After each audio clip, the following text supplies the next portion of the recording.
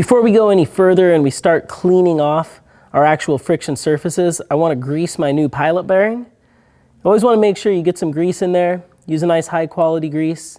Make sure you don't have any excess. We'll wipe that off with a rag. But if that bearing fails, you're not going to be able to get the car in or out of gear while you're driving. Final wipe off on our last floating disc. I'm going to drop that on, line up the blue line. Make sure everything's still nice and lined up. And the last step, pressure plates going on.